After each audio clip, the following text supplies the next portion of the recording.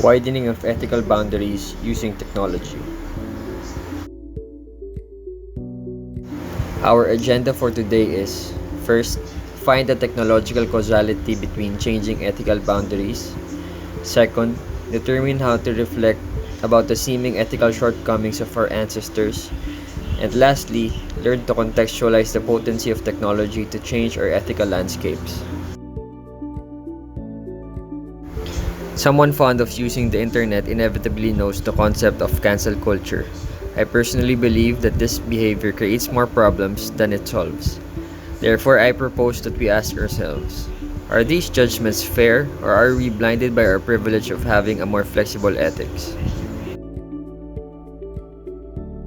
Juan Enriquez's thesis is that human ethics is shaped by our ever-evolving technological improvements that allow us to live what once our ancestors regarded as an impossible future.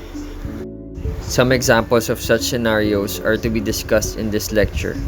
The intention is to contextualize our perspective of the past generation and realize the sources of varying ethical standards. Three sociocultural aspects are to be tackled with respect to its evolution through technology.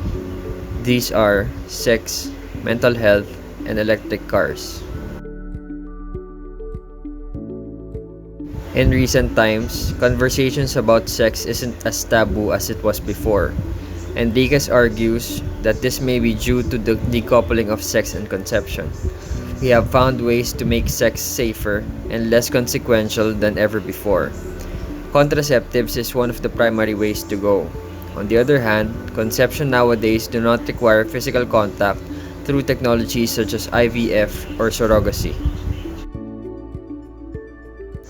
As a result, concepts such as non-heterosexual relationships, or having multiple sexual partners, or even having premarital sex have much more breathing space to prosper in our society. In these scenarios, technology dictates that reproduction be unleashed from the stiff requirement of having to conceive only through physical contact. Next is mental health. It is imperative to say that we are not there yet. A lot of people struggling with mental health issues are still being dismissed and rejected, primarily by those who have little understanding of the realities of psychological issues. But this is not to say that progress isn't happening. Technology such as brain scans and social media have been the primary medium of our society's improved comprehension of unseen struggles that a lot of people go through every day. Firstly, brain scans provide an in-depth biological picture of the root causes of psychological problems.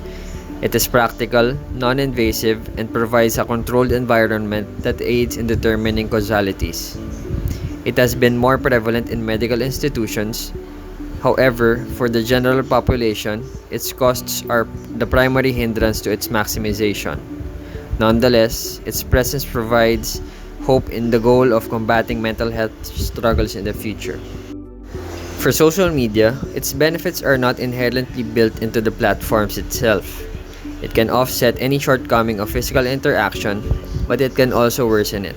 The key here is education with regards to its use, where vital information dissemination is the primary motive instead of aimlessly looking for ways to amuse oneself. Most importantly, these technologies expand our ethical standards based on facts and empirical data, rather than the mere encouragement of empathetic behavior, which is a more difficult route to pursue. Finally, here is a thought experiment modeled after Enriquez's. Suppose that we time travel 50 years into the future, where gasoline and oil-powered cars are obsolete, and the primary road transportation that we have are all electric-powered.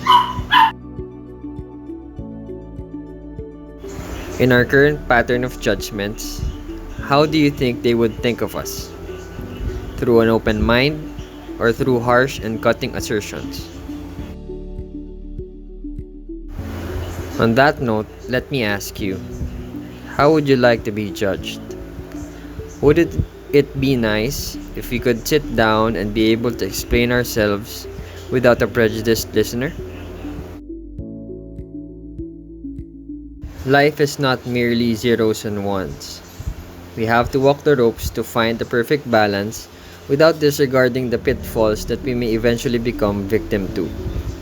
Cancel culture can provide its wielder a certain sense of moral ascendancy, but I say that this is not the goal that we must aim for.